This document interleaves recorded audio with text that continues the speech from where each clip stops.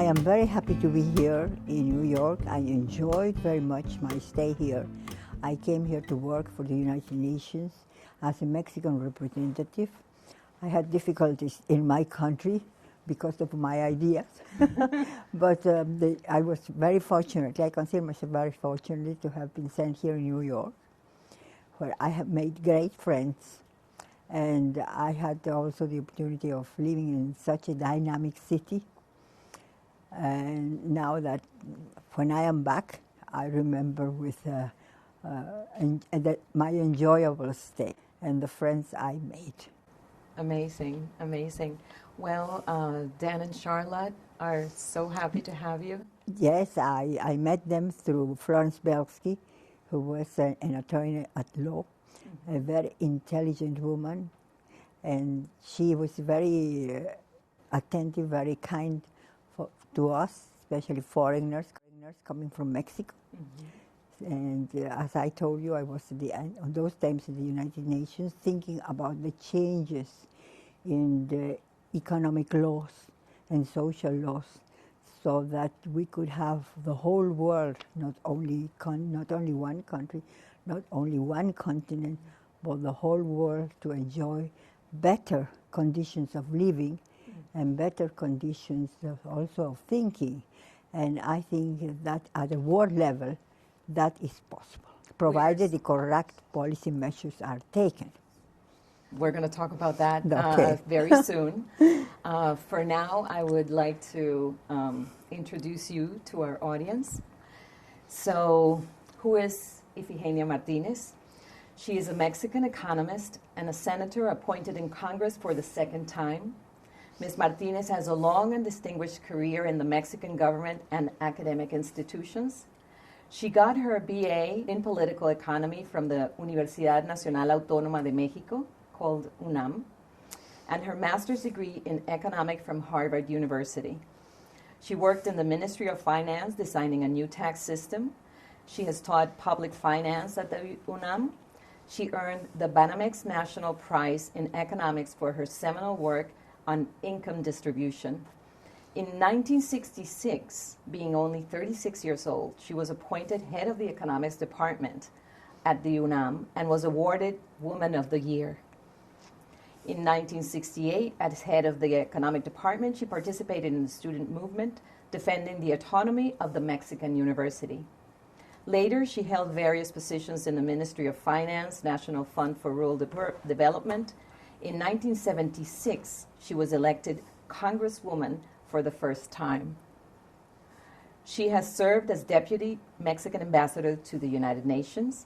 In 1987-88, she founded the Partido de la Revolución Democrática, we call it PRD, PRD, and was elected for the first time Senator of the Republic from an opposition party. In 2012, she was again elected as Congresswoman, and in 2018, again as Senator from El Movimiento de Renovación Nacional, Morena, where she supported the now President of Mexico. Ms. Martinez has written on income distribution, agricultural studies, political economy, and public finance. She was recently awarded the honoris causa PhD from the Universidad de Guadalajara. She has 4 children, 3 girls and 1 boy. And she will be a speaker tomorrow in Columbia University. That's correct. So welcome to New York. I am very happy to be here in New York. When I lived here, I enjoyed very much living in such a big city where you have everything you want, and especially by the people I meet that were very good friends, like my friend late Florence Belsky and Leon Schneider and others who are still, fortunately, still alive. And I found the value of friendship, of human friendship, not only in politics, but also in personal relations. That is one of the values that you stand for. for sure. Yes, and I think that they're all over the world, but here in New York it is difficult because being such a big city, everything that it is a bit non-humanized, and that is not so. Well, certainly Dan and Charlotte make it very human for us. Exactly. So let's jump right into our first question. You have been socialist all your life, defender of women's rights, and it's no surprise you're going to speak in a conference called Women in an Inclusive Economy. Well, not exactly. I have been, in Mexico we grew a different concept from socialism, which is a mixed economy. Okay. That we understand perfectly well, that there are a private sector of the economy, a sector of the economy, that it is much better managed if it's run by private principles, as we call by profit principles, but there has to be also a growing sector of the economy because we have a growing population that has enough funds to be ruled not by the market, but by social principles like education for everybody, health for everybody, housing for everybody at certain levels, and that is why it's called a mixed economy.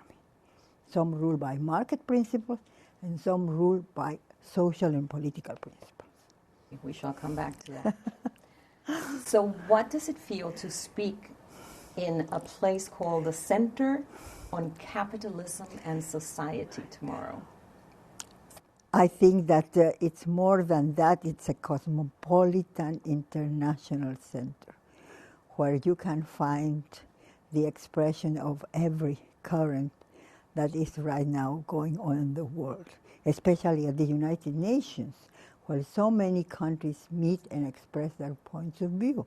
As a matter of fact, that's how I came to live in New York, because I was given the representative position of Mexico at the United Nations, in which we try to work for a new economy that will take into account not only profits to distribute the resources of the country, but also to take into account the human needs, like education for everybody, health for everybody, housing for everybody, reasonable housing for everybody.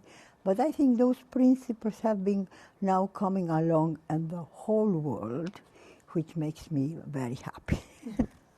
Amazing. So you have said many times that your father was a very strong influence for you in the fact that you studied economics. And your father was a communist. Yet you always have been a socialist. Well, I think that what I enjoyed very much was the library of my father. My father had her books in the library were books that were published according to the main reasons because of they was published by the Secretary of Education in those days. Mm-hmm. And by the way, one of the books of my father that I enjoyed very much, I think privately acquired, was the books of Mark Twain, the American writer. I enjoyed very much his sense of humor. And yes, I was fortunate enough to have access to a good library, Amazing. Private library. At home? At home, yes. And by the way, I studied political economy because of my father. He insisted that I study this. He said, because that's the way we can level high the level of living, the living standard of all Mexicans, and to have access to education, health, housing for everybody. I think that has become a democratic purpose also in the whole world. But in Mexico in those years, it was very high, very good to have those principles ruling your studies, desire to study, and to also to come to the United States and go on further studying. Amazing. So let's jump on that. Aside from your father, who was a mentor, inspiration for you in those days in terms of politics or economics? In terms of politics and economics, I think my father and books, the access to library. Anyone else? Well, my husband. I married very young. I married just when I finished school also, and he insisted on coming to the United States and studying at Harvard University. So we were married. We married, and the same day we were married, we came here to the United States. He already had been trained in the office in the United States Department of Commerce by a series of fellowships that were given to the Mexican government to train young people, young economists. My husband was one of them, and then he applied. He was very intelligent. He put his application to what he said one of the best universities in the world, Harvard University. So he made his application to go into Harvard. He was admitted. The day we married, we came to the United States, you know. I was not admitted. I did not even make my application. So what I did while he was studying, I started to work and to join, to have to save money in order to go into Harvard today also. And I think one of the most significant days in my life was the day I received my letter of admittance. That was to the Radcliffe. That's what it called the women part of that go to Harvard. Right, your the women administration. Harvard, yes. I admitted to Harvard via Radcliffe. To say. You're the first woman I Mexico. was there. Yes, I passed my general examination for the PhD, but I stopped there because we came back to Mexico. My husband got his PhD grade in Harvard in economics. I just got my master's degree, had no time to do more. But anyhow, one of the years that I enjoy more in my life was the life in Cambridge, Massachusetts. Great city. Yes. Your mother was very influential in your life. Any woman in those days, aside from your mother, that you looked up to, that also influenced you in your career? My friends, I think. But mostly it was my mother, yes. She was a very intelligent woman. We're going to talk now a little bit about your separation from political parties throughout your career. So I'm going to start with the last one. You were, the media said that you did a media coup when you resigned from El PRD. That was said by Ángel Ávila Moreno. Did you? Well, did you do a coup? No, I think that's an exaggeration. I thought you were saying me when you separated from the PRI. Oh, we'll go there last. we're going to the last one. Your most recent separation. My most recent separation was from the PRD. You are correct. You are correct. And the media has said that well, not the media. Ángel Ávila Moreno said that you did a media coup when you separated from the PRD. In your letter, you were very clear why you resigned. Yes, I think it's I would like for you to tell us. It's an inexact and unfair criticism, because of course the PRI didn't gain the presidency anymore, but it was gained by the new party of our actual president, Andrés Manuel López Obrador. Perhaps there was something criticism in that comment, as you said. But no, the only thing is that I belong to, so to say, to the left side of the PRI, and then when we have a candidate that also came from the PRI originally, which is our actual president, and he formed his own party, well, it was just natural that I went to the new party. And I hope the PRI remains to be also the socialist indicators, which I think they do. So let's go to the PRI then. So why did you join the PRI back in many decades ago? Yes, many. And then why did you leave? Many years ago, I joined the PRI because that was the political instrument that the people wanted to have certain government action, like education for everybody, health for everybody, and medical assistance and housing for everybody. That's a very important thing, housing. We have not succeeded yet in doing that, but we are working for that. So it's just running a party and for going especially to have a political activity in Congress, either at the Chamber of Deputies or at the Senate, then you have to belong to a party, otherwise you couldn't get there. Right. So that's one of the reasons why I joined the PRI. Besides, I had very good friends who had the same ideology as I did, which was advanced, you can say, advanced social ideology, like Porfirio Muñoz Ledo and Cuauhtémoc Cárdenas, and other very important group of thinkers and political activists that separated from the PRI and formed a new party, the PRD. With you, yes. Yes, that's with me. And that's just dynamics, political dynamics. And that's why I left the PRI and joined this new group. Now I have also left this new group because, in my opinion, they became soft. They have soft politics. What? Explain to us what that means. Well, it means that they abandon their criticism, hard criticism, to have a more social-oriented policy, an economic policy which is a little bit harder to, for example, in way of taxing, taxing the rich people or the people with higher income, and in having more social measures, which means expenditure, government expenditure, in order to have a better income distribution. That has been one of my struggles in Mexico, the study of income distribution. I made one of the first researches in Mexico, statistically research that quantified what was the income distribution in Mexico. And of course, it was a great scandal when you had the figures, that it was so concentrated in a country that had already a revolution, social revolution for better distribution.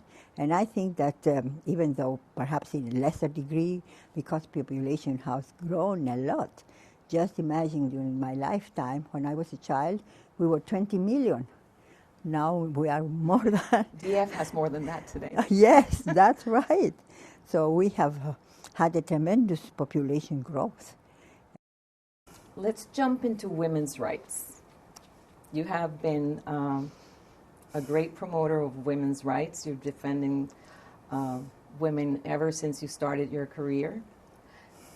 When did you get involved in this pursuit of defending women's rights? Like, how old were you when you started doing this? Well, I think that I have been, a defender of not only of women's rights, but also of men's rights.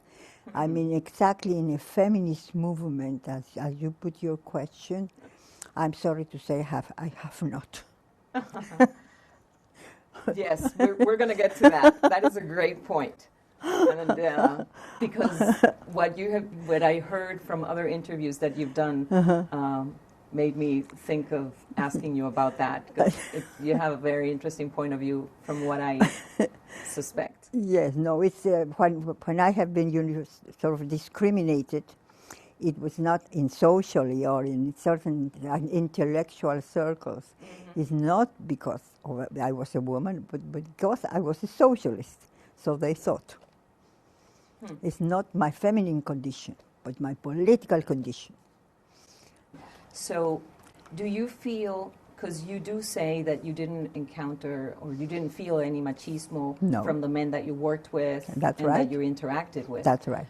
Do you think that was you making the difference, or that you were so lucky to not have men that were machistas? I think both things. Mm-hmm. I mean, many women complain about discrimination, and I never felt it personally. I felt about political discrimination because my ideas, yes. Not so much too, because I think that Mexico is quite open. And not only Mexico, but many other countries, like even the United States too, quite open to have, as long as they are ideas, as long as they are not armed ideas with the army and with, with economic and especially military power. Right. So, but that's not the problem for developing countries like mine country, Mexico. So what I want to say is that I enjoy very much when I came here to study, both in Cambridge, Massachusetts, and in Washington, D.C. And not even here did you feel any discrimination as a woman? No. No, I suppose I've been lucky. But because I hear some people do feel discrimination, and also women. Even in Mexico, some of my friends complain about that. But fortunately, I have no complaint. Because of sex, I always say I felt some complaint because of ideas, political ideas. I think you were lucky and you're a great woman. I think that's probably what made the difference. So what do you think women have gained in these past 100 years? I think they have gained their access to everything, to culture, to government. I don't think that discrimination has passed altogether, but I think that we have had great advances. Also, we have to think about the progress in medicines that now can control birth, control natality. I think that has been a great thing, because otherwise the world will be so much populated with total disregard about its resources. So I think that only means that we have to think not only locally and nationally, but we have to think about the world altogether. And that's why that's the significance of having the United Nations and having discussions that get over there. We have to look at the whole world. When we see about all the advance in science and in knowledge, we know that we belong to a world that is tiny in comparison with the rest of the universe. So all this disgregation, so to say, have to be taken into account. How do you see women now in the next 100 years? I see women in this tendency towards equality. I think we have already made great advances. As you can see also, we have world leaders that are women and are running with criticism. And many times just criticism, adequate criticism. But I think that the women have come into a long way. And that's for the benefit of the whole humanity, having the best no matter what the sex is. The best minds and those who can endure more, because many times are difficulty. Of course, the maternity and the raising of children, that's specifically by nature given to the woman. So we have to take that into account too, and give these preferences for having also to see human being also as a race, and to have all the significance it has to be meant to have a healthy human beings all over.